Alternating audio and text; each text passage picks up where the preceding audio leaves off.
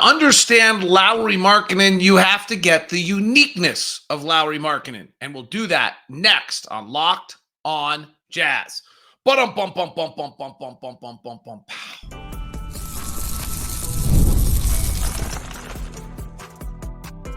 You are Locked on Jazz, your daily podcast on the Utah Jazz. Part of the Locked on Podcast Network. Your team every day. How are you? I'm David Locke, radio voice of the Utah Jazz, Jazz NBA insider. This is Locked on Jazz. It's your daily podcast on the Utah Jazz, giving you insight, expertise, geeky numbers, and hopefully making it way better to be a Jazz fan each and every day. Super excited for today's show. Thanks for making Locked on Jazz your first listen. Here's what we've got for you.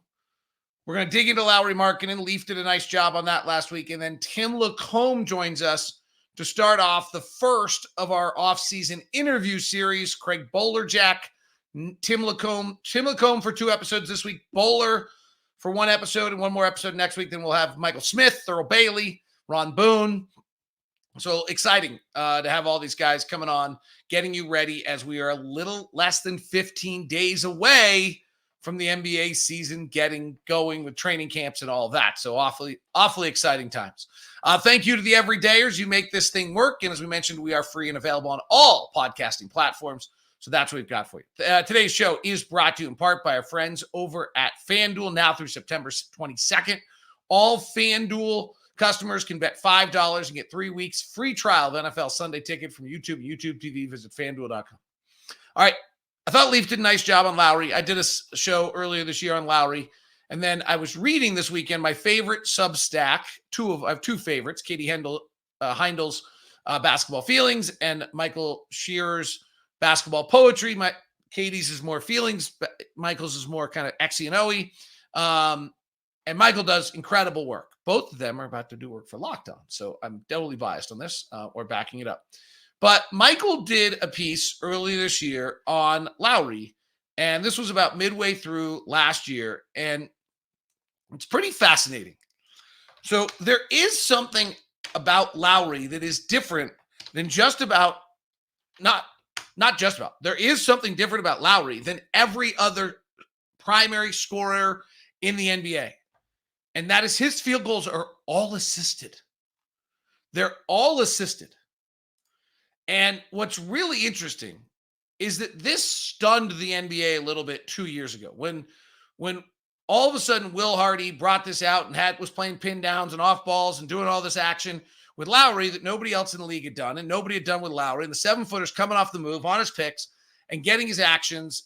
And all of a sudden he is kind of having his way with the NBA offensively. You would think that in year 2, the Jazz would have had to adjust. Well, that's actually not what happened. So Lauri, in his first year with the Jazz, when he broke out, became most improved player, became an all-star, 75% of his buckets were assisted. That's about the highest rate of any primary scorer you can have in the NBA. And then last year happens, and it went up. So Lauri was super different than every other player in the NBA in his first year with the Jazz. And in the time that you would think the league would adjust and take that away, Will Hardy and his coaching staff and Lauri Markkanen found a way for that number to go up. Last year, Lauri Markkanen's field goal attempts were assisted 84% of the time. Now, his threes, that's not surprising, 97, 96%. But even his 15-footers, 80% of the time. His 10-footers, 75% of the time. His 5 to 9-footers, 77% of the time. His less than 5-footers, 74% of the time. If you just kind of look at it in the more traditional manner, in the restricted area, Lauri was assisted 71% of the time. In the paint, non-restricted area, he was assisted 81% of the time. In the mid-range, 72%. And then his threes, 100% on his corner threes and 98% on his above the breaks. So what? So what? That's the question. Well, there's 2 parts to this. This is a little bit where I said, when we were talking about in my previous episode, the Everydayers might remember, like, is Lauri got another step? It's got to be his isolation game. This is an abnormal number for an elite scorer in the NBA. It's by far the highest assisted buckets rate of anyone in the league. There's actually no one close. In fact, it's the highest rate of just about any player ever who scored 20 points a game. There's only 4 players, Michael Schreier deserves the credit for this, who've ever scored 20 points with an assisted percentage of 80% or higher. Lauri Markkanen, Klay Thompson, Kristaps Porzingis, Klay Thompson 4 more times, and the mailman, Karl Malone. And this was late in the mailman's career, 2001, 2003. This is an interesting thing because if you go back as I did and covered the Utah Jazz, started in 1993, and were there for the NBA Finals and all the runs, there was often this grumbling that we'd lose Karl and not be able to get him the ball, and Karl wouldn't be able to make plays late in games. Well, there's the same grumbling about Lauri at times. Why didn't the Jazz go get Lauri the ball more? So what here is Lauri is crazy different than every other player in the NBA in this manner. 84% of your field goals being assisted has only been done by 4 other players in the history of the league, and Klay Thompson's done it 5 times. Lauri really is a 7-foot tall Klay Thompson. That's the way you should think of him. And Klay Thompson's a number 2 on a championship team. The mailman, interestingly, in that group is eye-opening to kind of, and this was late-stage mailman worth mentioning, but still interesting, 2001 and 2003. Michael goes a step further in his work on this and goes and looks at the rest of the league. Like, it's not close. So Lauri is 95% of his threes are assisted and 75% of his twos are assisted. There's only 2 other players that score 20 of the top 50 scorers in the NBA who have an assist, their 2-point percentage shots assisted more than 65% of the time. That's Alfred Şengün in Houston and Anthony Davis. Then the next group, which is like 55% of their 2 points assisted or more, is Karl Anthony Towns and Miles Bridges. But let me make sure we heard that. Players who had their field goals assisted 55% of the time. Bam Adebayo's right on the line. Karl Anthony Towns, Miles Bridges, Alfred Şengün, Anthony Davis, and Lauri Markkanen on 2-point shots is at 75%. And there's only 5 other players that are over 55% that are in the top 50 scorers in the NBA.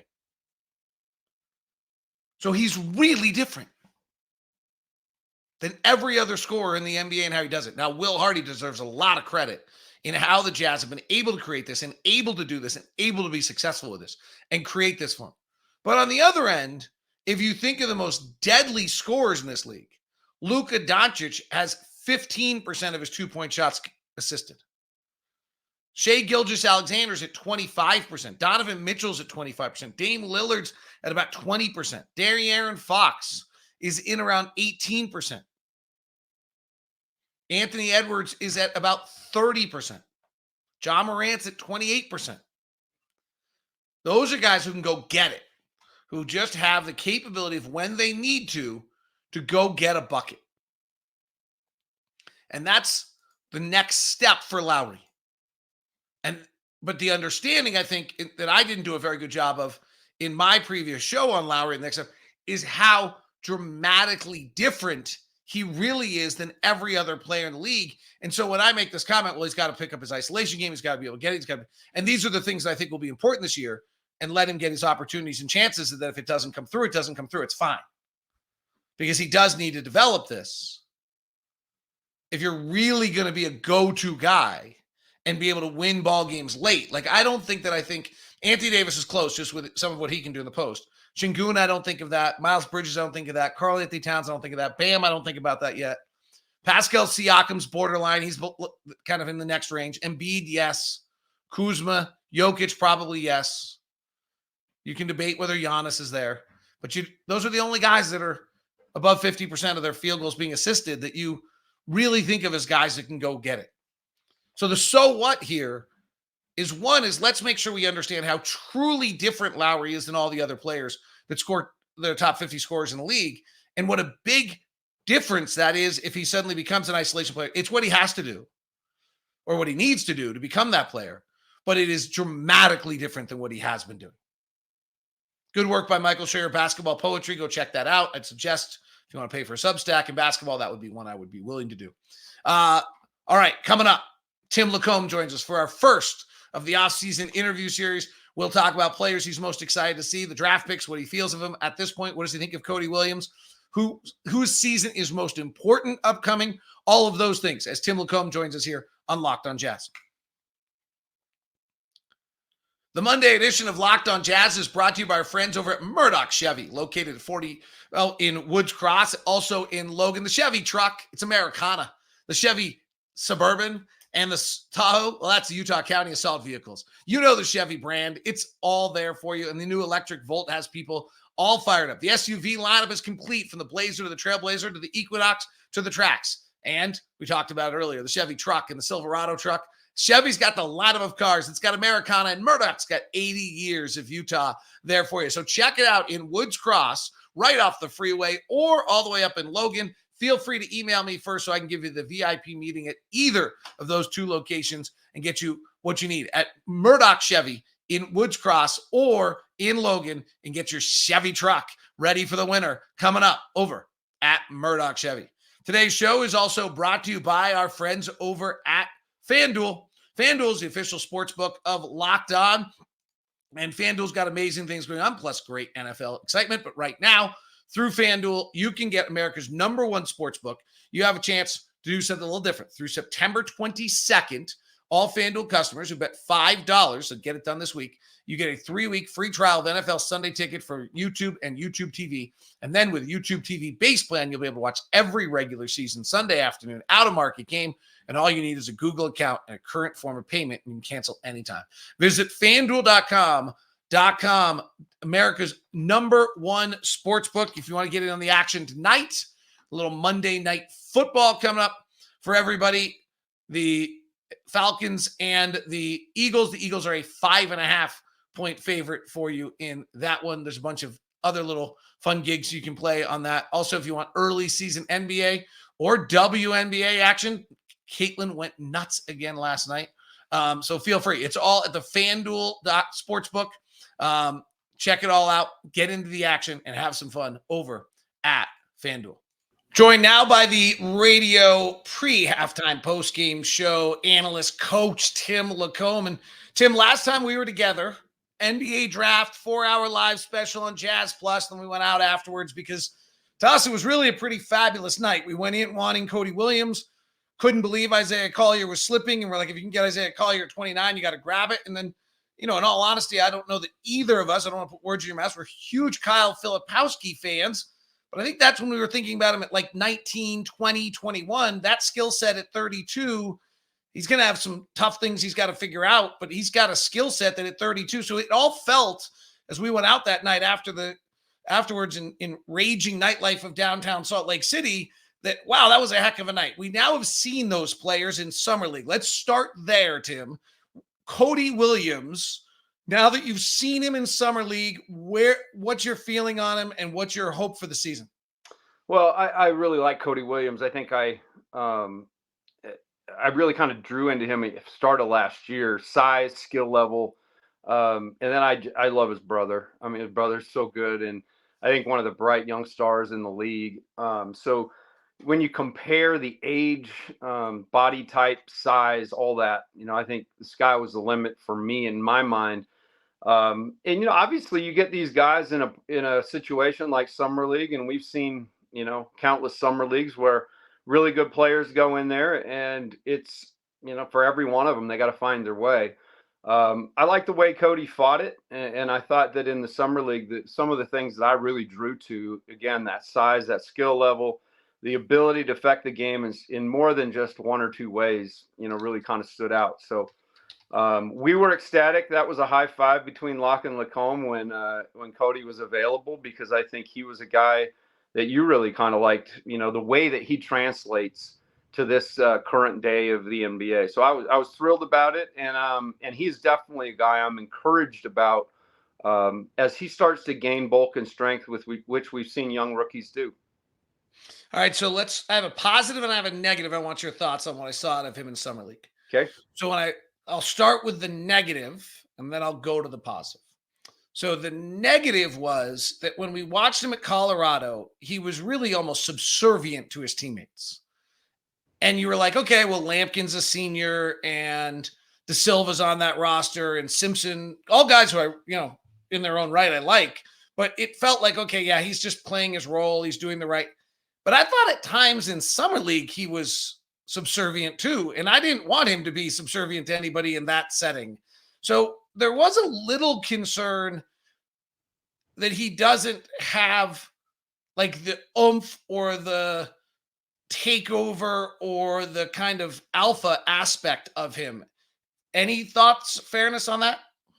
Well, it's interesting because I coached so many different guys through the years, and it reminds me of a few guys where really good guys, they say guys that are raised right. Some of those guys come in and there is a pecking order, and everything in their life has always been, respect your elders, and there's something to that. And so I think there's a fine line between completely being subservient and deferring, and then really trying to feel how this is all going to work and who everybody is. So I think you get a player like Cody, and he is a kid who, as dynamic as he can be, he relies on a team. He's a guy who does really benefit from the extra pass and somebody setting a really good screen for him. And so, those are some of the things akin to like Markkanen. Those guys are really good players, but we're going to see their best as this continues to progress. I think early on, again, it's just it's a way for him to kind of figure out what's going on here at this level. I do, as an aside, have a great relationship with his college coaching staff, and prior to the draft, made a bunch of phone calls and talked to the great Billy Greer, who was longtime assistant at Gonzaga and head coach at USD. Now he's at Colorado, but Billy just told me, you will not find a better human being. Like, this kid is all about the right stuff. And so, from that point on, you watch him play, you can see as he gets stronger and a little bit more confident and some know-how, I think that's where we'll see more of that. The one that blew my mind was single play. Like, it's on the left wing, one dribble, rise off 1 foot and pack it. Like, you just don't have a lot of guys who can, from one dribble, from 19 feet, get on top of the cup and do it off 1 foot. And I don't need anything else. Like, that's why when he was drafted 9th, I jumped through the building to run over to you. The skills, I think I sat next to, Summer League's amazing in Vegas. I went down there and I sat next to some high-level coaches like, hey, his footwork's not super. And there's something, he's going to have a hard time getting that off. And like, there's a lot of work to be done. But just the natural piece of the puzzle that he has, just to me, has me ecstatic of what he might be able to do. I totally agree. And I do believe he's a guy who is conscientious on both ends. His length is a real valuable asset on that defensive side. And these young rookies, grab Keontae and pull him aside and talk to him about last year. These first years are brutal. I mean, these guys go from being, everybody's throwing a parade for them, telling them how great they are. And then they get into this league night after night. And it is, at certain points, I wonder if they think it's ever going to end that first year, but it's all a beauty of why we love it. And you got to start somewhere. But I'm with you. I think by just virtue of the things that have been now seen, I do believe this kid could be really, really good. I know you've gone out there and compared him numbers wise to some others. I really like the upside here, and I think the Jazz got a bona fide star. So Keontae George last year played 27 minutes a night. Taylor Hendricks obviously played fewer. I think he ended up with 16 a night, but didn't play for him. What do you expect out of Cody Williams, games played and minutes played? This is going to be, that was one of the things I want to talk about. The whole rotational aspect of this team is going to be fascinating. When you take where they are currently and where they want to go, and all the pieces that have to come along. This is like almost physics. These coaches have to figure out the exact combination and chemistry. So I think it's a great question. I would expect him to be more along the lines of more in line with maybe Keontae's minutes and time. But there is an developmental aspect of his game too that's going to take some time. And the Jazz have never been shy to use that league for what it's for. But if I'm guessing, I would say that his numbers probably not as high as Keontae's, but probably more in that realm than in Taylor's realm. Yeah, if I had to put a number, I'd say 70 some odd games in 20 minutes a night.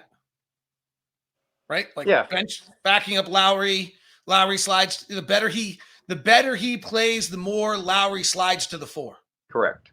Right? Like Lauri starts as the 3, Cody's his sub, and the better Cody gets as the year goes on, the more he says, I was impressed at how much he brought the ball up the floor in Summer League. I was really surprised by that. But I don't see him as a 2. But that's where the rotation gets super interesting, because right now we really only have 3 guards in Clarkson, Sexton, and Keontae that are NBA ready to play. Collier, we're not sure. Patty Mills is on the wrong side of that, but he probably, he can play 15 if we need it. And so are you actually going to slide Cody to get him a minute? I mean, I actually think there's just a tremendous, unless I'm missing something, there's a tremendous amount of minutes available for Cody because he can come into different realms, right? He can play the 2 if we need him to, without a really traditional 1 other than Keontae, who's we still don't know. He can play the 3 when Lauri slides to the 4. And unless I'm missing it, I don't see a real backup 3 other than Mihailuk on this roster, but I think Cody would get the preference there. So I think there's a lot of, what does Ron Boone has a great phrase? Like if he forces minutes, they're there to be had. And I really do believe that's it, right? I think that's what Will's always talking about. You earn your minutes. And the way you earn your minutes is you make somebody say, man, we got to give that guy some time out on the floor because of what he's doing. He's doing everything, conscientious. He's doing everything with the team mindset. He's got that extra pop. So, yeah, if he can, in a short period of time, make that known and kind of get everybody on the staff feeling that way, I'm with you. I think the minutes could be great. Touch on Isaiah Collier, Kyle Filipowski, player that Tim's most interested in watching, and what player is the season most important for? That, to me, is the most fascinating question because there's like 4 different answers that can come up with that. We'll do all of that as we continue here with Tim Lacomb on Locked on Jazz. Today's edition of Locked on Jazz is brought to you by our good friends over at eBay Motors.